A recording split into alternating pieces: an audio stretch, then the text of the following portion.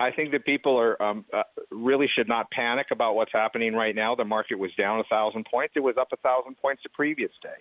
Valuations are more in line. Yes, people are worried about interest rate increases, but I think you were absolutely right.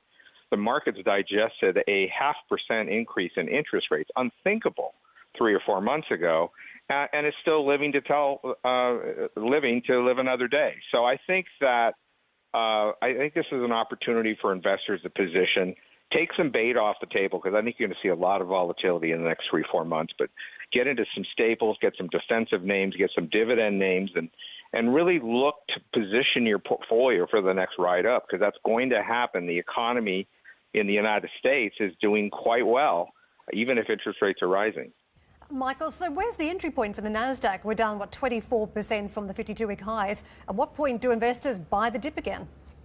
Well, I think that if you're a long-term investor, Karen, I think that you have some names you mentioned, whether it's Netflix or Amazon or Apple. You have names that are selling off massively. So, I mean, Netflix is, I don't know the exact number, but it's 60-70% off of its high. So you've got opportunities here to enter into some of these names if you really believe in the franchises. And not so much just look at the NASDAQ, but look at some of the big components within the NASDAQ that still have strong earnings power. I think that is an opportunity literally right now. So I think if you've got money and you want to be in tech and you're not in tech, or you're in tech and you want to add in to your positions to really average your basis, I think there's an opportunity right now.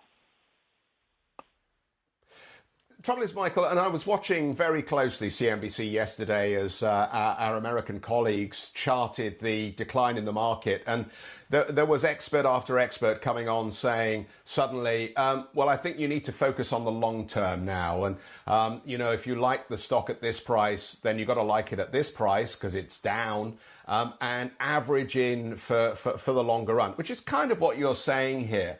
The trouble is, it always feels like analysts go to the long-run story because actually they've lost visibility on whether you can make money over the short run here. And that's my question to you.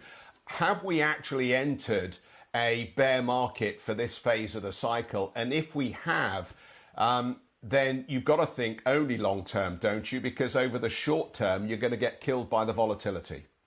Yeah, well, I think the volatility, though, Jeff, can be your friend. So imagine you're in a position. Let's say you have a position. It's down 50%. You like the position. Yeah, I suppose you like it more. It's down 50%. It's 50% cheaper, right? But maybe there's an opportunity in a name that is down 60%. Maybe you can laterally transfer over. Maybe there's some tax advantages to do that. So I think this sort of chorus of everyone saying just forget about it at long term, you got to remember that long term is made up a lot of little short term pieces in the market.